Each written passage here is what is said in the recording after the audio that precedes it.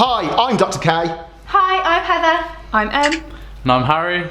And we are the STEM Response Team. Today is Periodic Table Day. So what we thought was that we'd look at the evolution of the periodic table and how it came about, and also talk about some of our fantastic, most favourite elements. In 1789, Anton Lavoisier and his wife, Marie-Anne Lavoisier, who have both been named the mother and father of modern chemistry, listed 33 simple substances in the start of the very first ever periodic table. So this included things such as oxygen and hydrogen and nitrogen, elements that you'd find in your periodic table today, but also included a few of the things which we do not find in our table, such as light and heat.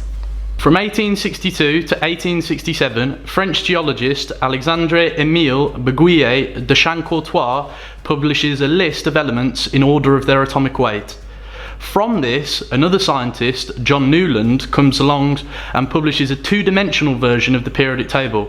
However, unfortunately, this is largely discredited for sociological and scientific reasons. In 1869, Dmitry Mendeleev published his first of many periodic tables. He left 4 gaps in it for elements that were later discovered. This proved connections between elements in the periodic table and meant we could categorise them in new ways. This was a turning point in how we lay out periodic tables. In 1913, Niels Bohr decided to try and arrange the elements in what would be the periodic table by arranging them in the order of the amount of electrons that were in their shells, which orbit the nucleus of those atoms. Later on, another guy called Henry Moseley tried to order those elements again more accurately on something he called ordinal number, and we call that, at the moment, atomic number, and we start to get the periodic table that we recognise today. Now that we've had a look at the evolution of the periodic table, we should mention that there were a few other people that had a key role to play in the creation of the table that we know today. If you want to find more about them, you can follow the link down below. Now let's look at some of our team's favourite elements. The element that I have chosen is antimony, and this has the chemical symbol of Sb. And I've chosen this element because it is simply beautiful. If you can see right here, it has a grey, silver, metallic-like appearance that makes it just sparkle and glisten. Now this element is found throughout history. In fact, in ancient Egyptian times, they used this as a form of makeup, either eyeliner or mascara, and it's also found today in a vase in the Louvre that's in Paris. Today, this element is used in the electrical industry and helps create some of our electrical devices to make sure they work properly. It's also used to improve the strength of objects, so this can be used in things such as bullets and so to make sure they're strong and hardy. My favourite element is the bright and brilliant phosphorus. In ancient Greek, phosphorus used to be the name of the planet Venus, and it roughly translates into bringer of light. Phosphorus was first discovered by Henning Brandt in Hamburg in 1669. He discovered it by boiling lots of urine and then by cooling the phosphorus gas down and collecting it in water. Phosphorus is really flammable. It's used a lot in matches, and in the past it used to be used in weapons of war.